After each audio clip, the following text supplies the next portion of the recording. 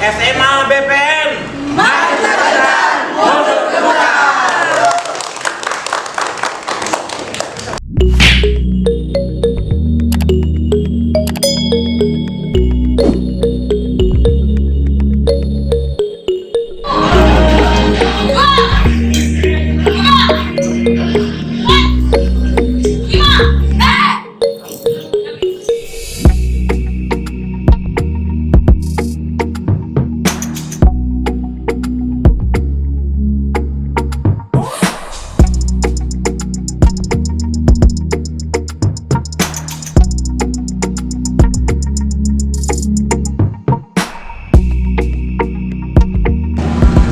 Bangun kabupaten ini lebih baik dan juga membanggakan kedua orang tua.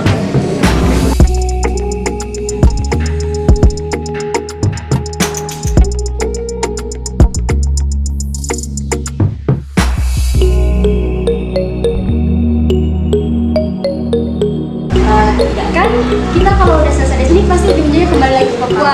Jadi kalau masih diizinkan waktu untuk berkeliling ke Indonesia, kita akan keliling. Kembali Papua, biar seluruh Indonesia tahu bahwa Papua juga udah bisa maju. Kangen nggak sama orang tua di rumah? Kangen. Kesan dan pesan kalau dari saya, pertama datang ke sekolah ini itu kayak rasa kok sekolahnya kecil, karena dalam pemikiran saya itu pasti saya ke Bandung pasti sekolah di sekolah yang besar, tapi waktu sudah sampai di sini selalu dikasih nasihat, selalu dikasih dukungan dan motivasi untuk kita tetap jalan, karena sekolah kecil terus kita patah semangat, tapi kita harus lebih lagi untuk tunjukkan bahwa kita tuh bukan datang karena mau sekolah di sekolah yang besar, tapi kita datang untuk menimba ilmu dan kita datang untuk mencari pengalaman lagi. Guru SMA PTN juga? Iya dong. Amin. Guru, Kalau saya ingin membuat Jayapura lebih maju, ingin membanggakan kedua orang tua, ingin menjadi orang sukses. Bapak itu kita punya kepala sekolah bilang gini, biar walaupun kita punya sekolah kecil, kita harus semangat karena kita mulai membangun sama-sama, kita punya sekolah dengan baik. Jadi pas lihat itu Bapak Jul suka bilang ke kita, kalau kita mau jadi pemimpin yang baik, kita harus belajar di hal kecil, dari kecil sampai nanti hal-hal yang besar. Itu aja kesan-kesan dari saya kalau cita-cita saya menjadi apoteker. Kenapa ya? Mau membantu banyak orang yang di Papua yang sedang kesusahan obat, obat-obatan.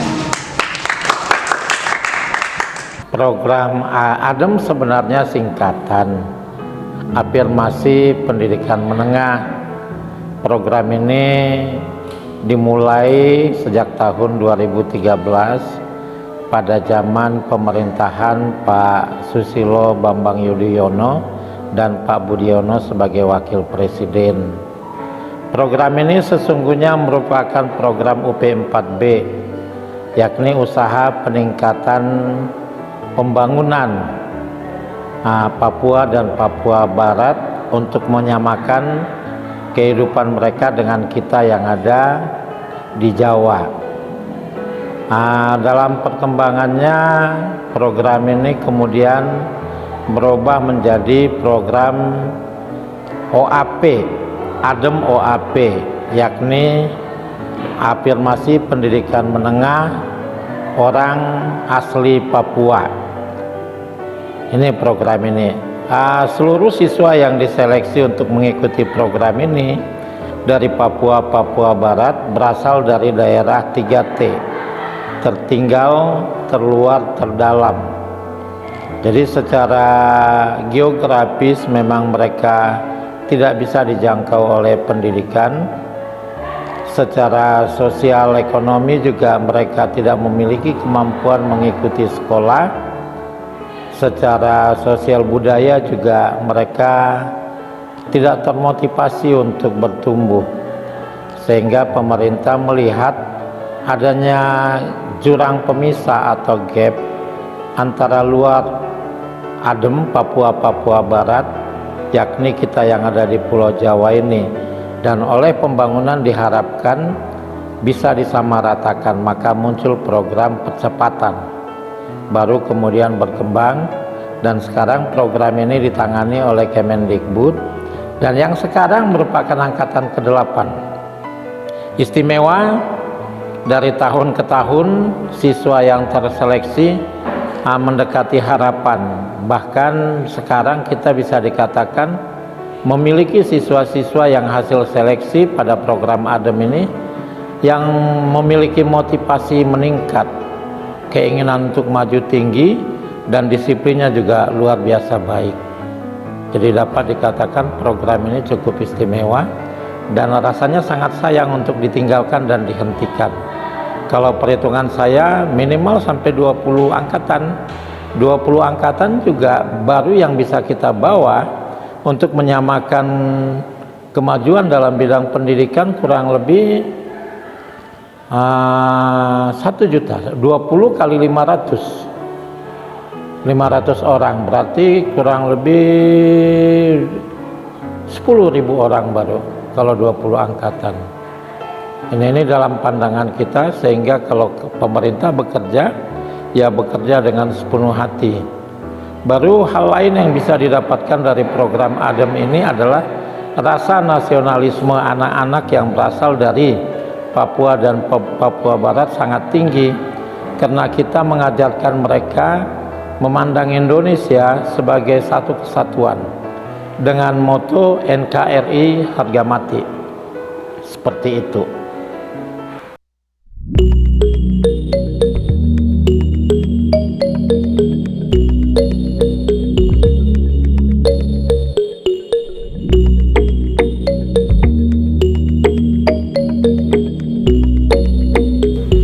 Karena kakak juga ikut, jadi kakak rekomendasikan buat saya supaya ikut juga.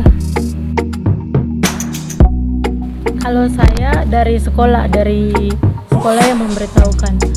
Jadi saya juga ikut untuk ambil program ADEM.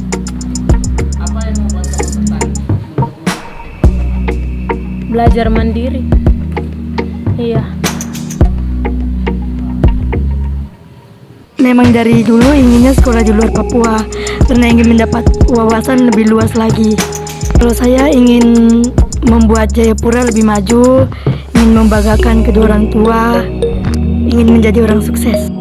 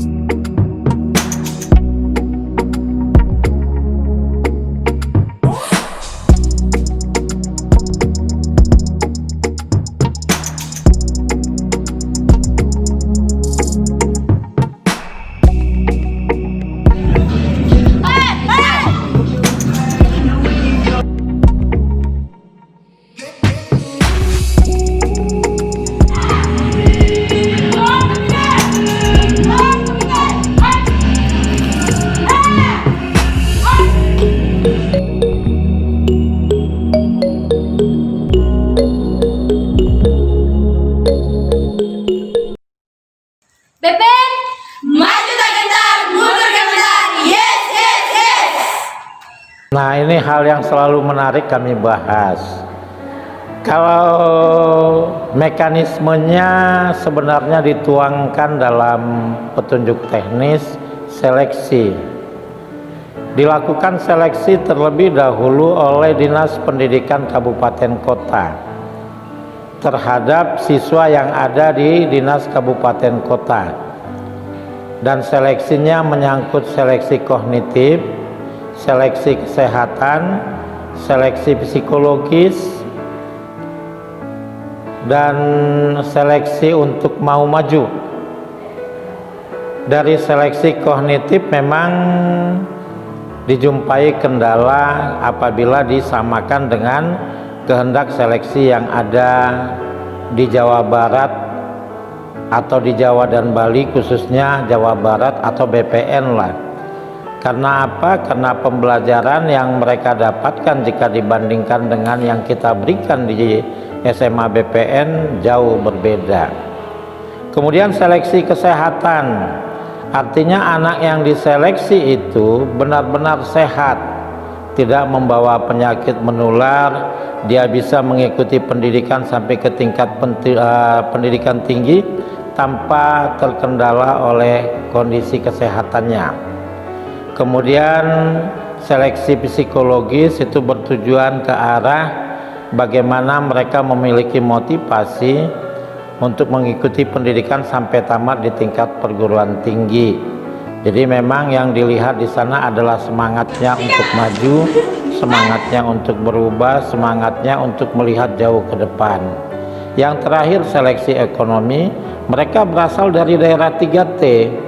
Jadi memang anak-anak masyarakat yang sungguh-sungguh membutuhkan campur tangan pemerintah untuk mengangkat harkat dan martabat mereka.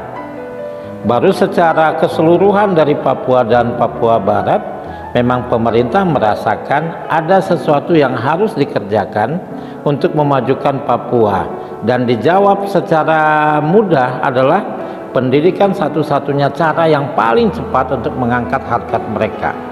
Dan siapa yang diangkat masih berpatokan pada 3T, dan itu juga 500 orang per tahun. Dan cara membawa mereka ke sini setelah diseleksi di tingkat kabupaten kota, ditetapkan oleh provinsi, baru diajukan kepada Direktorat Pendidikan Khusus dan Layanan Khusus. Sekarang namanya, nomenklaturnya adalah PMPK, Pendidikan Masyarakat dan Pendidikan Khusus. Dari Direktorat inilah dibagi ke dalam 6 provinsi yakni Banten, Jawa Barat, Yogyakarta, Jawa Tengah, Jawa Timur, dan Bali, dan mereka sesuai dengan kotanya masing-masing. Dan setelah itu disampaikan, maka diberitahukan kepada Dinas Pendidikan Provinsi melalui Kepala Sekolah Koordinator untuk menjemput mereka di klaster masing-masing. Jadi kita yang menjemput mereka. Kemarin saya menjemput yang angkatan ke-8 ke Jayapura. Dari Jayapura kita bawa ke Bandung.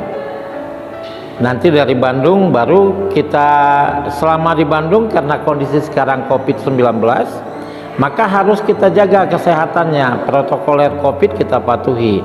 Kita karantinakan selama 14 hari walaupun di sana mereka sudah tes rapid. Yang kita bawa yang negatif, dan sampai di sini pada hari ke-11 mereka kita tes ke tes swab supaya pada waktu kita bagi mereka nyata-nyata negatif, tidak positif reaktif.